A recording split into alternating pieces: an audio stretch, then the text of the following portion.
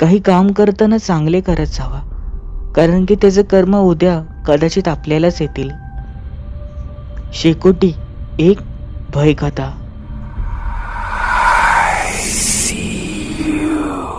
पण तुम्ही आपल्या चॅनलला सबस्क्राईब केलं नसेल तर सबस्क्राईब करायला विसरू नका.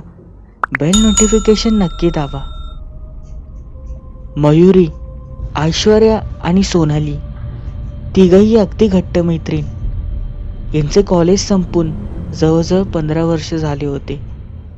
तिघांनाही मुलं होते. आणि हो, मयुरीचा नवरा हा अक्षरशः 2 वर्ष आधीच हे जग सोडून गेला होता. त्यात ऐश्वर्याने ठरवले की कुठेतरी फिरायला जायचं तिघांनी. फोनवर तिघांचे बोलणे झाले आणि त्यात असे ठरले की मुंबईपासूनच काही लांब अंतरांवर जंगलमध्ये जायचंय आणि तिथे रात्रीची शेकोटी करायची आणि त्या रात्रीचा आनंद घ्यायचा. ठरले. तो दिवस आला. हे सगळे भेटले आणि संध्याकाळी ठरलेल्या मुताबिक हे सगळे त्या जंगलाच्या दिशेने निघू लागले. तो प्रवास यांना कुठे घेऊन जाणार होता यांना ठाऊक नव्हते. गाडी ही सोनाली चालवत होती. कॉलेजचे विषय निघाले. त्यातच ऐश्वर्याने सांगितले, आपण किती मजा करायचो. मला तर असे वाटायचे की आपण लेडी डॉन या नावाने ओळखले जायचो. आणि एक हास्य पसरले. बघता बघता पोलीस चौकी आली. पोलिसांनीही सांगितले की जरा काळजी घ्या. ते तिथूनही निघून गेले आणि शेवटी त्या जंगलाच्या दिशेने पोहोचले. बाजूने वाहणारे ते पाणी आणि तिकडेच नदी किनारे यांनी आपले आणलेले जेवण हे तिकडे बनवू लागले. चूल ठेवली आणि अक्षरशः आणलेले ते चिकन हे त्याच्यावर भाजू लागले. हळूहळू थंडी ही पसरत चालली होती आणि नंतर जेवून सहजपणे एक शेकोटी पेटवली.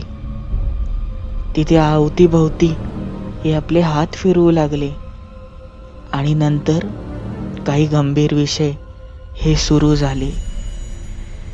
मयुरीने सांगितले, असे बोलतात जंगलात रात्रीच्या ठिकाणी उजेड दिसताच सगळ्या भूतांचे लक्ष तिकडे जाते. आता ही शेकोटी पेटलेली आहे, कुठले भूत तर येणार नाही ना. त्यात घाबरलेल्या अवस्थेत असलेली सोनाली बोलली, मयुरी शांत बसा, हे असले विषय आता नको. पण न जाणे काय माहित, ऐश्वर्याला असे वाटत होते की त्या नदीमधनं एक लहानसे डोके हे तिला तसेच पाहत आहे. तिने या दोघांनाही सांगितले पण यांना काही दिसले नाही. हळूहळू करून थंडी वाढली होती. कॉलेजचे काही गप्पा रंगल्या आणि नंतर अचानकपणे मयुरी बोलली, तुला माहिती आहे ना, तुझा तो प्रिय मित्र ऋषिकेश. आणि ऐश्वर्या शांत झाली. ऐश्वर्या ओरडली, आता तसले विषय नको. आणि ऐश्वर्याने मद्यपानाची एक बॉटल काढली. ग्लासमध्ये ती दारू टाकून हे तिघही पिऊ लागले. आता यांना नशा ही फार चढली होती. पण पुन्हा एकदा ऐश्वर्याला असे वाटत होते की त्या नदीमधनं कोणतरी तिला पाहत आहे. दिसत होते ते फक्त डोळे जे चमकत होते. त्या मद्यपानाच्या अवस्थेमध्ये तिने सांगितले, तिकडे पहा, कोणी दिसतंय का. पण यावेळेला सोनाली आणि मयुरी बोलली, होतं असं. तसंही आता आपण जाम पिलेली आहे, आता आपल्याला काय दिसेल समजणार नाही.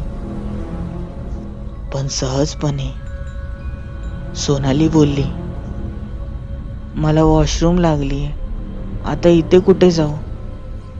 आणि ती तशीच उठली आणि यांना बोलली, मी येते. त्या झाडांमध्ये जाऊन ती अशीच पुढे हळूहळू जाऊ लागली. आणि पुन्हा एकदा मयुरी बोलली, तुला माहिती आहे का ऐश्वर्या, मला असं वाटतं माझा नवरा गेलाय, पण आजही तो माझ्या आजूबाजूला आहे असा मला भास होतो. एवढंच काय, मला असं वाटतं तो इथेही आहे. आणि ऐश्वर्या बोलली, व्हॉट नॉनसेन्स, अरे आता असले विषय नको. पण अचानकच हा किंचाळण्याचा आवाज सोनालीचा होता. त्यातच मयुरी बोलली, अरे हे काय झाले? ऐश्वर्याने उठण्याचा प्रयत्न केला, पण दारूच्या नशेत असलेली तिला आता उठता येत नव्हती. मयुरी बोलली, थांब, मी तिला जाऊन बघून येते. आणि मयुरी तशीच पळत सुटली. पण आता इथे ऐश्वर्या एकटी होती. थंडीही वाढू लागली होती आणि कळत न कळत तिला असे वाटत होते की त्या ठिकाणी कोणीतरी आहे. भीती जावं म्हणून तिने अजून काही दारूचे घोट घेतले, पण भीती काही जात नव्हती. सहजपणे वाऱ्याचा एक झुरूप हा मागून जायचा आणि असे वाटायचे की कोणीतरी तिच्या बाजूहून गेली. कधीतरी नजर ही त्या नदीत जायची आणि ते असणारे डोळे हे तिला दिसत होते.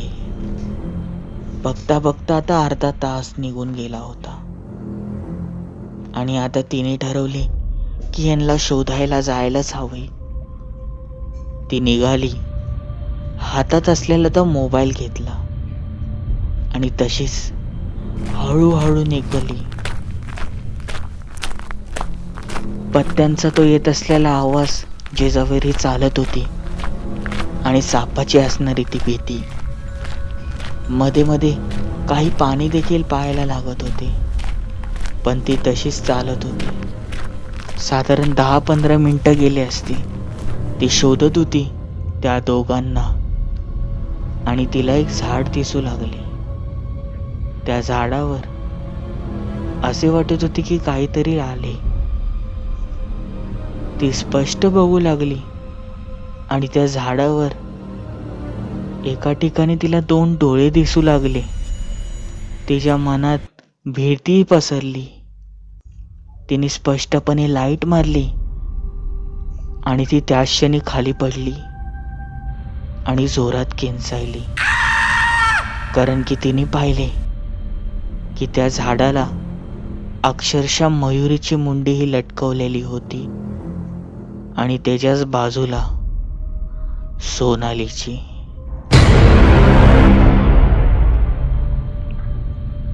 हा धक्का सहन झाला नाही. ती उठणार आणि पळणार, पण त्या क्षणी तिचे पावलं जड झाले होते आणि कळत न कळत एक विचित्र आवाज आला, हसण्याचा.